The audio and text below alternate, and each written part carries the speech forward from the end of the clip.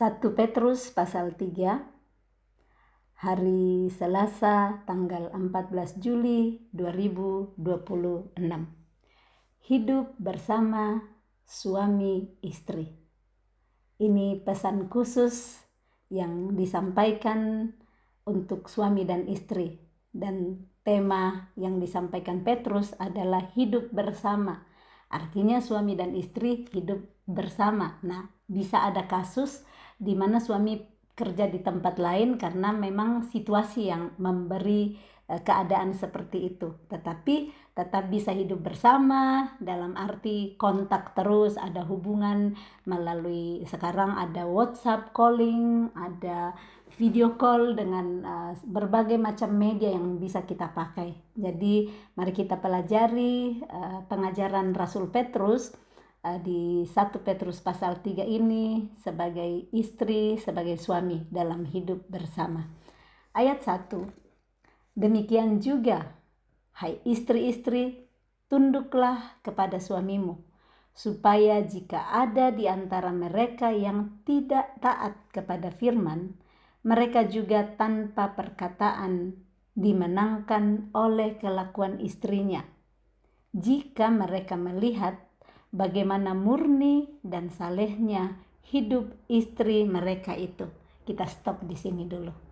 Pengajaran yang luar biasa ini dari Petrus.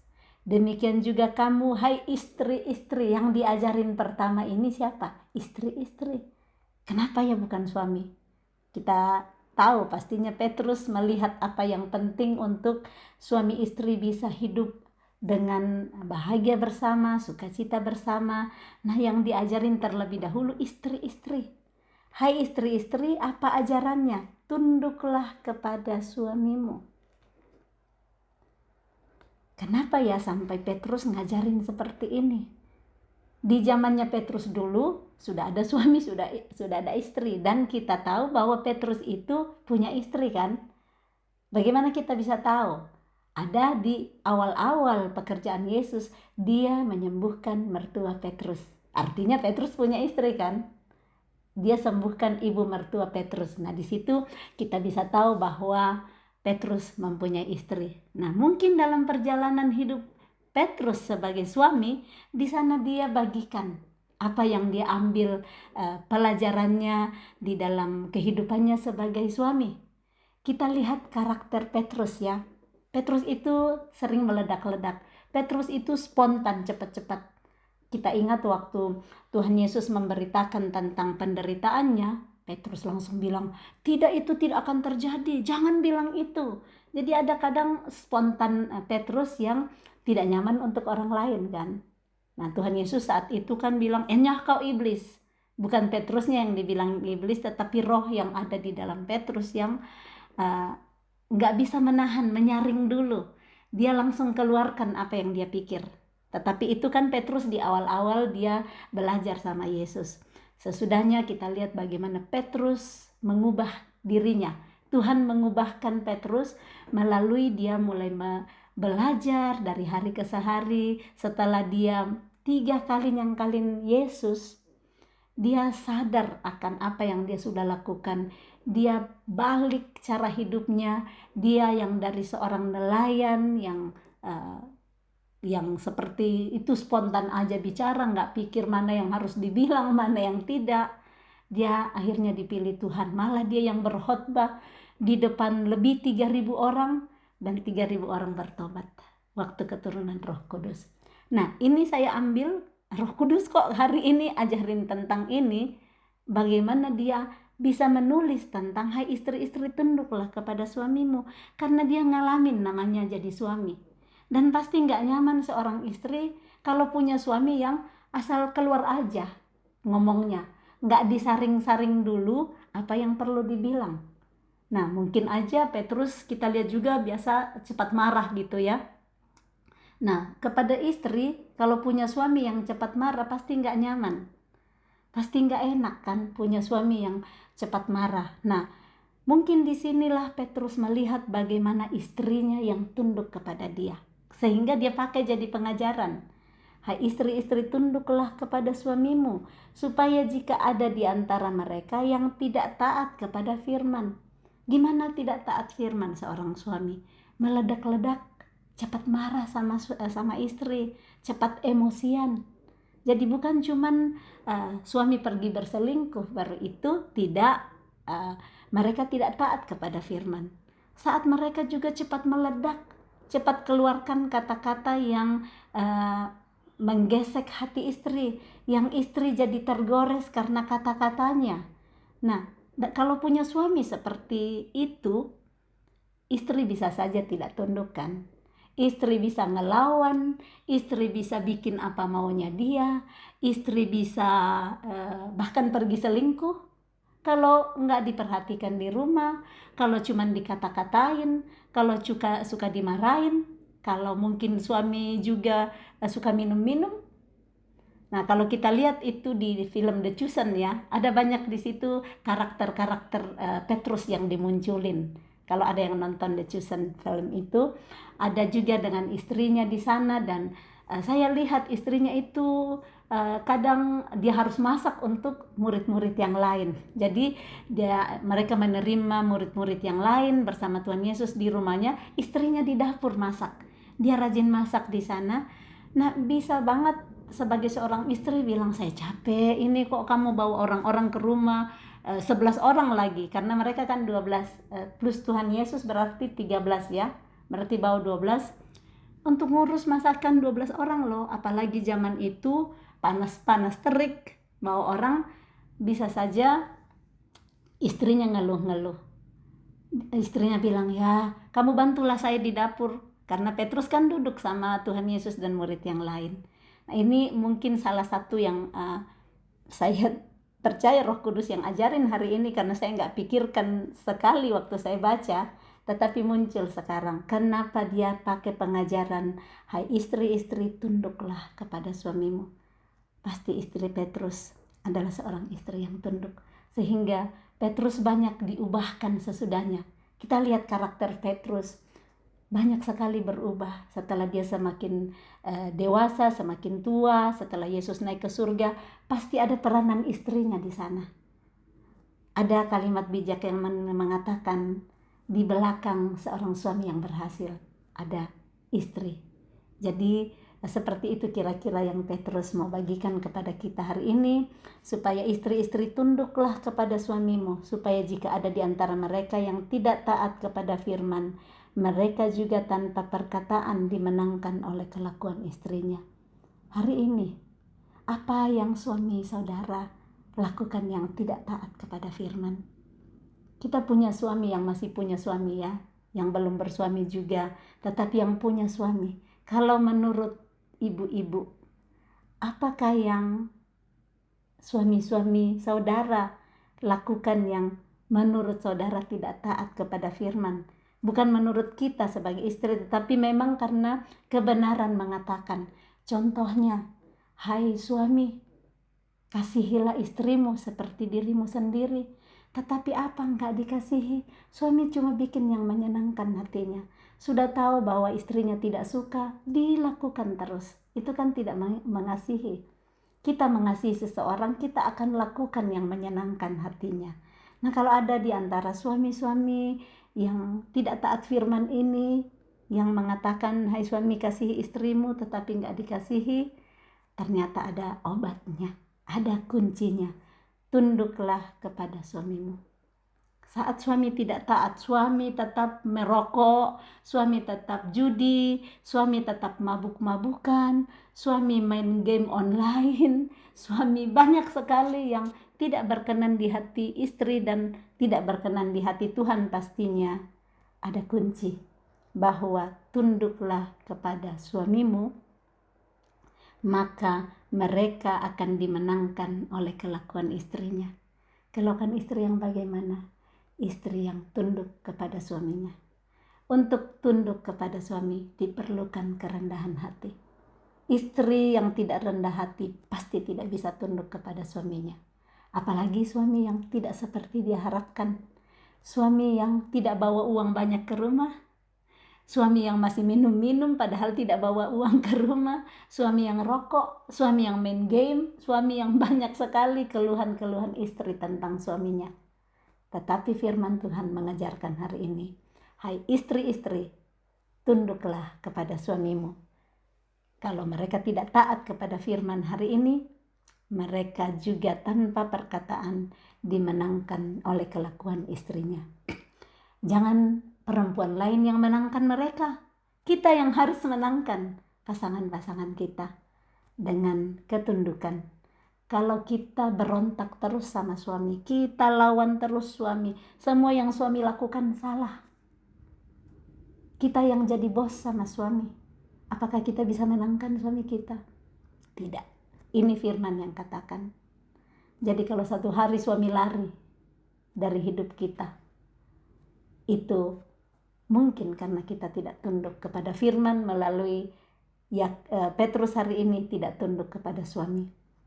Jika mereka melihat bagaimana murni dan salehnya hidup istri mereka itu siapa suami-suami? Kalau mereka lihat mereka kok nggak taat firman, nggak mau temanin ke gereja, istri jalan sendiri, tetapi masih tetap tunduk kepada suami. Di sanalah kuasa Tuhan akan bekerja. Tuhan yang membela. Jadi jangan pakai mulut untuk lawan suami. Jangan pakai perbuatan bikin yang sama dengan suami. Suami minum, saya ikut-ikutan minum. Ada kan istri gitu. Oke, kamu bisa minum-minum, aku juga pergi minum-minum sama temanku. Kamu pergi selingkuh, saya juga pergi selingkuh. Kamu pelit, saya nggak masakin kamu di rumah. Banyak istri yang melawan dengan perbuatan. Tapi firman Tuhan hari ini mengatakan, suami-suami akan dimenangkan tanpa perbuatan oleh kelakuan istrinya.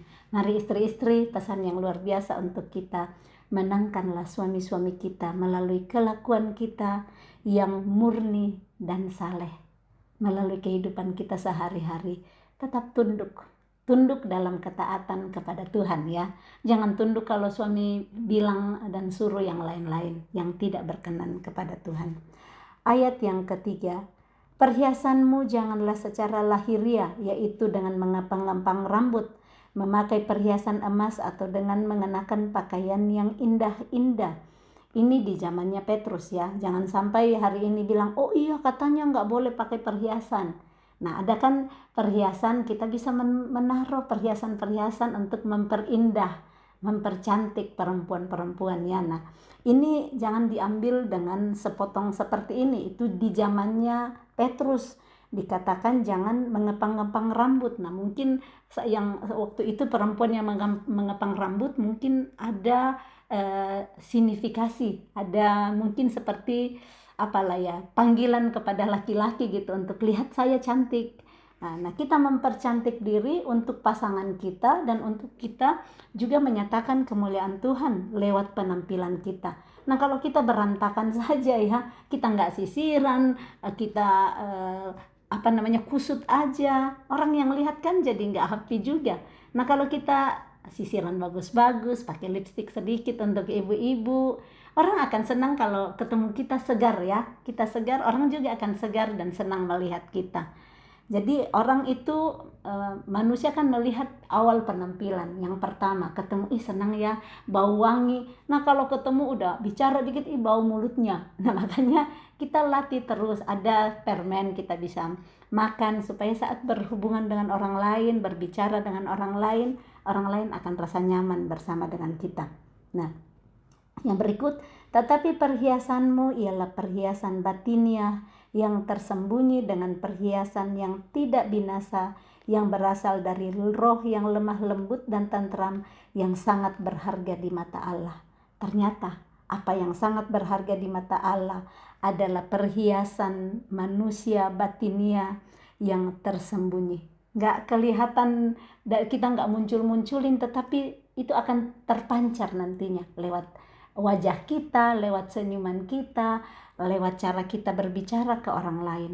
Sangat kelihatan kan? Kita cepat lihat orang yang mukanya judes aja, nggak ada senyumnya, marah-marah aja, atau sedih aja, seperti nggak ada semangat. Nah mari bangkitkan semangat kita. Hai wanita-wanita Kristus, bukan cuma wanita, bapak-bapak pun ya, laki-laki pun bangkitkan semangat. Istri akan senang melihat suami yang semangat. Tetapi kalau suami cuman loyo aja, nggak ada semangat, istri ajak bikin aktivitas, ya saya nggak mau, diajak jalan-jalan nggak mau, diajak nonton bola nggak mau, nggak ada yang mau, cuma scroll di TikToknya atau scroll handphonenya. Nah, mari kita punya perhiasan batinnya yang tidak binasa, yang berasal dari roh yang lemah lembut dan tentram. Itu sangat berharga di mata Allah. Sebab demikianlah caranya perempuan-perempuan kudus dahulu berdandan, yaitu perempuan-perempuan yang menaruh harapannya kepada Allah. Mereka tunduk kepada suaminya. Kata tunduk sudah 2 kali dari pasal 3 ini, ayat 1 dan ayatnya yang ke-5. Jadi perempuan kudus dahulu, mereka itu berdandan karena menaruh pengharapan kepada Tuhan. Sekalipun suami-suami mereka tidak baik, tetapi mereka tunduk kepada suaminya. Ini ada contoh yang dituliskan di ayat 6. Sama seperti Sarah taat kepada Abraham dan menamai dia tuannya, dan kamu adalah anak-anaknya jika kamu berbuat baik dan tidak takut akan ancaman. Kita ingat kisah Sarah dan Abraham. 2 kali Abraham menjual Sarah kepada laki-laki lain loh. Dia jual kepada Raja Firaun dan kepada Abimelek ya. Abimelek kalau saya nggak salah ingat. Jadi dia takut kalau dia dibunuh, dia takut kalau dia ditangkap. Jadi dia suruh istrinya bohong. Dia bilang, kasih tahu saya saudaramu. Sekalipun mereka memang saudara. Ternyata Sarah dan Abraham itu saudara sebapak. Nah, ada di Alkitab semua dijelaskan ya. Tetapi tujuan Abraham menyuruh Sarah untuk bohong bukan karena memang mereka saudara, supaya Abraham selamat. Dia itu mau cari untung sendiri, Abraham. Padahal sebagai suami harusnya dia yang lindungin istri, malah dia yang bilang sama istrinya, kamu bilang nanti ya sama Raja Firaun bahwa saya adalah saudaramu. Dan benar saat itu dia diambil, Sarah diambil tinggal di istana raja. Bayangin loh, suami jual istrinya. Dan itu gak cuma 1 kali, 2 kali dia lakukan, gak jera-jerain nih Abraham.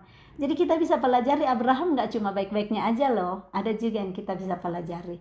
Nah, kalau saudara hari ini diperlakukan suami seperti itu, bagaimana? Sedikit aja suami menggores kita udah bilang pulangkan saja saya pada orang tuaku. Itu kemarin kita udah belajar tentang cara Yesus saat dia tersakiti, Yesus enggak ngancam. Saat dia menderita, dia enggak ngancam. Mari kita ambil teladan Yesus. Kita ambil teladan Sarah. Kalau Sarah ngambek waktu itu, Sarah bilang, saya udah jauh-jauh tinggalkan orang tuaku, saya udah jauh-jauh ngikutin kemana kamu pergi, kamu malah jual saya kepada laki-laki lain. Tuhan yang membela Sarah. Sarah nggak disentuh-sentuh oleh kedua raja yang kepadanya dia diserahkan. Malah Abraham diberikan berkat, dikasih banyak uang, dikasih budak-budak, dikasih harta, karena ketaatan dan ketundukan seorang istri. Pelajaran yang luar biasa untuk kita, diperlakukan tidak adil oleh suami-suami kita, seperti yang dialami Sarah. Sarah tetap taat kepada Abraham. Bahkan dia namanya dia tuannya. Aduh, kalau udah diperlakukan gitu, apakah kita bisa juga melakukan seperti Sarah? Pasti bisa kalau kita serahkan hidup kita dituntun oleh Roh Kudus. Bahkan nantinya lewat ketaatan Sarah, sekalipun dia juga lakukan kesalahan ya. Dia lakukan kesalahan nyodorin Hagar kepada suaminya. Tetapi lewat ketaatan Sarah, janji Tuhan kepada Abraham bahwa dia akan menjadi bapa segala orang percaya, keturunannya akan seperti bintang di langit dan pasir di laut, tergenapi. Kalau Sarah nyerah waktu itu, tidak akan pernah lahir Ishak. Ya, kalau Sarah nyerah waktu 2 kali dikasih sama 2 raja ini, tidak akan pernah janji Tuhan tergenapi dalam hidup Abraham. So, kita istri-istri, Tuhan mungkin memberikan janji spesial buat pasangan kita. Tetapi perjalanan hidup yang dilewati sangat tidak nyaman seperti yang dialami Sarah. Maukah kita terus berdiri untuk mengerjakan visi Tuhan dalam hidup kita sendiri dan hidup pasangan kita dan hidup kita bersama dalam rumah tangga, dengan tetap setia kepada janji yang sudah kita sampaikan kepada Tuhan, di depan Tuhan, di depan jemaat pada saat kita menikah, Atau kita memilih berkata, aku terlalu menderita, dia memperlakukan saya tidak adil seperti ini, aku minta cerai aja, aku minta pulang ke rumah orang tua saya. Pilihan ada pada kita. Teladan Sarah ada hari ini yang kita baca melalui pengajaran Petrus. Petrus pun mengangkat nama Sarah untuk dipelajari, sama seperti Sarah taat kepada Abraham dan menamai dia tuannya. Dan kamu adalah anak-anaknya. Kita adalah anak-anak keturunan daripada Ishak. Kita adalah anak-anaknya jika kamu berbuat baik-baik dan tidak takut akan ancaman. Demikian juga kamu, hai suami-suami, hiduplah bijaksana dengan istrimu sebagai kaum yang lebih lemah. Hormatilah mereka sebagai teman pewaris dari kasih karunia, yaitu kehidupan, supaya doamu jangan terhalang. Luar biasa. Ini satu perikop 6 ayat khusus istri di sana yang dibahas, perempuan yang dibahas. Cuma satu ayat 7 tentang suami. Demikian juga kamu, hai suami-suami. Ini satu ayat tetapi sangat padat untuk suami. Hiduplah bijaksana dengan istrimu. Bijaksanalah dengan istrimu sebagai kaum yang lebih lemah. Dikatakan kita lebih lemah. Dalam hal ini diajar oleh Petrus, hormatilah mereka. Hormatilah istri-istrimu sebagai teman pewaris dari kasih karunia, yaitu kehidupan, supaya doamu jangan terhalang. Ternyata suami-suami bisa berdoa sampai nangis-nangis doa, tetapi saat tidak menghormati istrinya, saat tidak hidup bijaksana dengan istrinya, doanya bisa terhalang. Bagaimana kita sebagai istri, sebagai penolong pasangan kita? Kita dipilih Tuhan istri sebagai penolong. Bantulah suami kita supaya doanya tidak terhalang, yaitu dengan tunduk kepada mereka. Seorang istri yang tunduk kepada suaminya, yang taat kepada suaminya, pasti hati suami akan tersentuh dan mengasihi. Tapi kalau istri berontak saja, istri marah-marah saja, istri cuma mau menang sendiri saja, pasti tidak mudah untuk suami menghormati dan bijaksana kepada istri demikian. Jadi ada kerjasama di antara suami dan istri, supaya doa-doa kita tidak terhalang, supaya rencana Tuhan dalam hidup kita tergenapi. Mari istri, mari suami bekerja bersama-samalah untuk menghidupi rencana Tuhan melalui kehidupan kita. Kasih dan damai, ayat 8. Dan akhirnya hendaklah kamu semua seia sekata, seperasaan, mengasihi saudara-saudara, penyayang dan rendah hati. Kamu semua, sekarang bukan cuma suami dan istri, semua hendaklah kita seia sekata, seperasaan, mengasihi saudara, penyayang dan rendah hati. Dan janganlah membalas kejahatan dengan kejahatan atau caci maki dengan caci maki, tetapi sebaliknya hendaklah kamu memberkati, karena untuk itulah kamu dipanggil, yaitu untuk memperoleh berkat. Janganlah membalas kejahatan dengan kejahatan, caci maki dengan caci maki. Itu sudah diajarkan Petrus kemarin, dan dia mengambil contoh Tuhan Yesus. Ketika Tuhan Yesus dicaci maki, ia tidak balas dengan caci maki. Coba tepuk diri kita sendiri. Apakah selama ini kalau pasanganku mencaci maki saya balas caci maki? Atau malah saya yang caci maki duluan? Ataukah saya yang caci maki menantuku? Saya caci maki anak buahku? Saya caci maki bosku? Bisa juga ada. Mari kita belajar, jangan balas kejahatan dengan kejahatan. Roma 12 ayat 21 berkata, kalahkanlah kejahatan dengan kebaikan. Orang jahatin kita baik-baiklah terus, pasti kejahatan akan kalah dengan kebaikan. Ayat 10, siapa yang mau mencintai hidup dan mau melihat hari-hari baik, ia harus menjaga lidahnya terhadap yang jahat dan bibirnya terhadap ucapan-ucapan yang menipu. Kalau kita mau melihat hari-hari baik, ada kuncinya hari ini kita pelajari. Jaga lidah terhadap yang jahat dan bibir terhadap ucapan-ucapan yang menipu. Bibir itu sangat penting. Anggota tubuh yang kecil tetapi bisa membuat yang sangat besar terjadi. Yakobus pun sudah berbagi di situ, kita sudah baca di Yakobus 3 ya, saya nggak bahas kembali. Ayat 11, Ia harus menjauhi yang jahat dan melakukan yang baik. Ia harus mencari pendamaian dan berusaha mendapatkannya. Sebab mata Tuhan tertuju kepada orang-orang benar dan telinganya kepada permohonan mereka yang minta tolong. Tetapi wajah Tuhan menentang orang-orang yang berbuat jahat.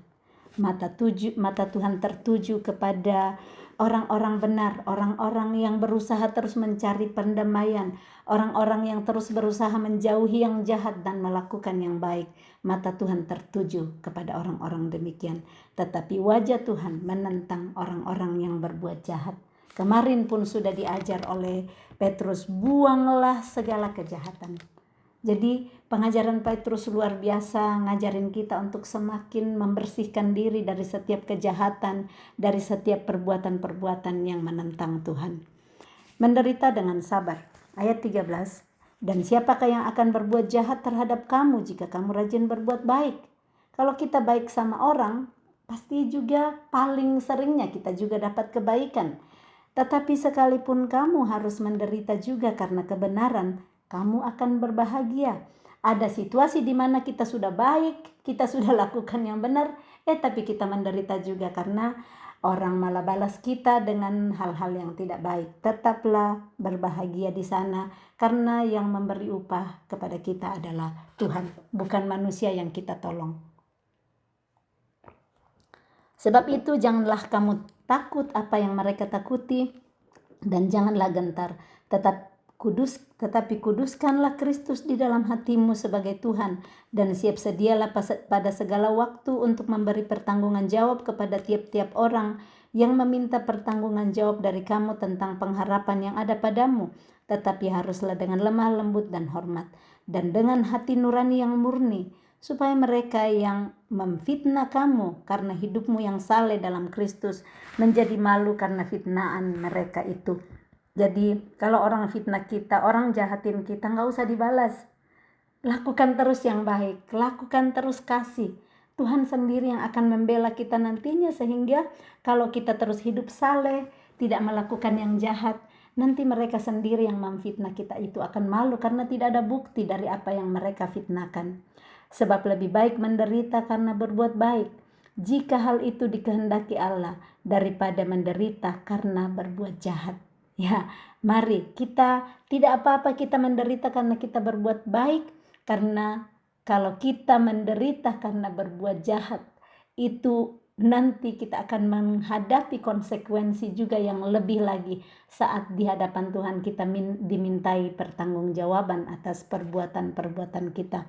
Ayat 18. Sebab juga Kristus telah mati sekali untuk segala dosa kita, Ia yang benar untuk orang-orang yang tidak benar, supaya Ia membawa kita kepada Allah. Ia yang telah dibunuh dalam keadaannya sebagai manusia, tetapi yang telah dibangkitkan menurut roh. Dan di dalam roh itu juga Ia pergi memberitakan Injil kepada roh-roh yang di dalam penjara, yaitu kepada roh-roh mereka yang dahulu pada waktu Nuh tidak taat kepada Allah, ketika Allah telah menanti dengan sabar waktu Nuh sedang mempersiapkan bahteranya, di mana hanya sedikit yaitu 8 orang yang diselamatkan oleh air bah itu. Juga kamu sekarang diselamatkan oleh kiasannya, yaitu baptisan. Maksudnya bukan untuk memberikan kenajisan jasmani, melainkan untuk memohonkan hati nurani yang baik kepada Allah oleh kebangkitan Yesus Kristus, yang duduk di sebelah kanan Allah setelah Ia naik ke surga sesudah segala malaikat, kuasa, dan kekuatan ditaklukkan kepadanya. Amin. Demikian pembacaan 1 Petrus pasal 3 hari ini. Kiranya firman yang hidup, yang kuat, yang berkuasa, yang mujarab ini, yang sanggup memisahkan roh dan jiwa, yang lebih tajam dari pedang bermata dua manapun, sanggup memisahkan segala pikiran dan pertimbangan kita, membedakan pikiran dan pertimbangan kita, memisahkan roh dan jiwa, sendi-sendi dan sumsum. Kita serahkan hidup kita untuk dibaca oleh firman yang hidup ini, sehingga nantinya kesalahan-kesalahan kita, baik itu sebagai istri, baik itu sebagai suami, kita diajarkan di sana, dituntun untuk memperbaiki kelakuan-kelakuan lama yang salah, dan dituntun hidup dalam kebenaran. Tujuannya untuk apa? Kita sendiri yang akan menikmati buahnya.